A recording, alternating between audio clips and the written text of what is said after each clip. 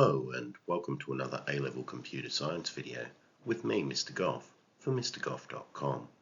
This video will focus on graph traversal algorithms. Graph traversal algorithms are designed to visit every node in a graph.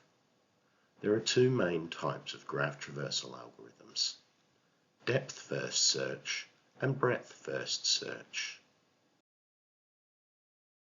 A depth-first traversal goes as far down one route as it can before backtracking and taking the next viable route.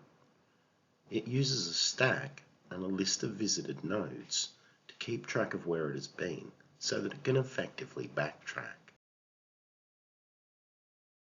To demonstrate depth-first traversal, we start with a graph, our empty stack, and our empty visited list.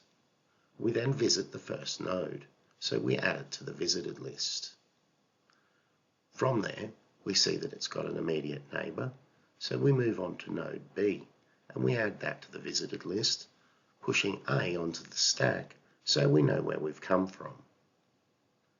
We then see that B has an immediate neighbour D, and so we move on to node D, putting it on the visited list and pushing node B onto the stack so we know where we've come from.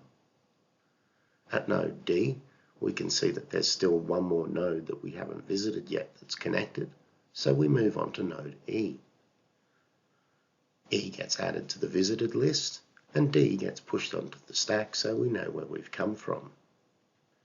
We then see at E that there is nowhere to go that we haven't already been, so we pop D off the stack and return to node D.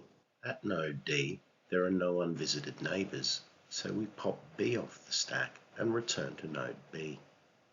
At node B, we have an unvisited neighbour in node C, so we visit node C, we add it to the visited list, and we push B to the stack so we know where we've been. We've visited all of the nodes now, but to be sure, we would backtrack to B, where we would see there's no new nodes to visit, and then to A, where we'd see there's no new nodes to visit, and then we would know that our depth-first traversal was complete. Depth-first traversal can be useful in maze-solving algorithms where mazes can be represented as a graph. It can also be useful in scheduling tasks where some tasks have to be completed before the next task can start.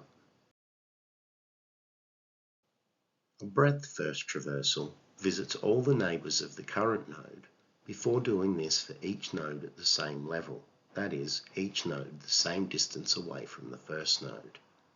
It uses a queue of nodes to visit and an array of visited nodes. To show an example of breadth-first traversal, we start with our graph and an empty queue and an empty visited list. We visit the first node A and add it to the visited list. Next, we examine A and we add its two neighbours, B and C, to the queue to visit. We then move off to the first of these neighbours, it gets popped off the queue, and we move to node B.